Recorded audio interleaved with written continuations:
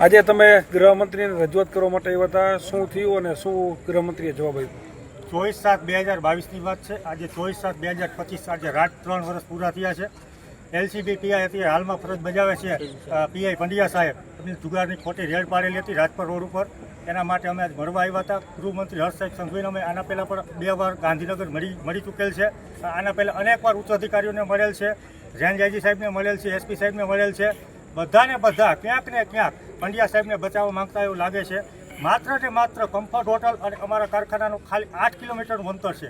તો 1 મહિનામાં એ પીઆઈ ગોહિલ સાહેબને સસ્પેન્ડ કરવામાં આવે છે અને 2 મહિનામાં જેલને હવાલે કરવામાં આવે છે.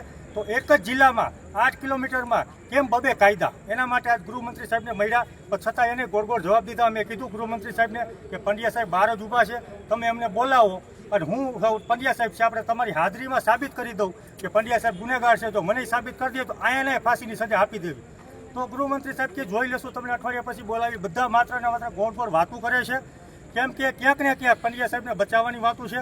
બીજા પીઆઈને સસ્પેન્ડ કરી અને જેલના હવાલે કરવામાં આવે છે. એક પીઆઈને પ્રમોશન કરી એલસીબીના પીઆઈ તરીકે બેસાડવામાં આવે છે.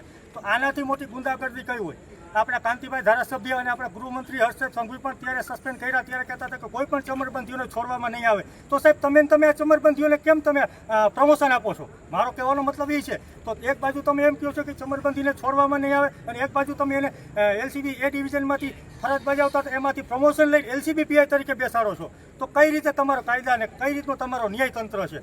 અમે આ ન્યાય માટે આવ્યા હતા. અમારો કેસ ચાલે છે, અમે લડવાના છે, અમે છેલ્લા શ્વાસ સુધી લડવાના છે. અને અમને અનેક વાર પંડ્યા સાહેબની પૈસાની ઓફર પણ એવડી આવી છે. અમે આજે પૈસા નથી લીધા અને કાલે પણ નથી લેવાના. અમે આજે અમારો ન્યાય નથી વેચવાના, કાલે નથી વેચવાના.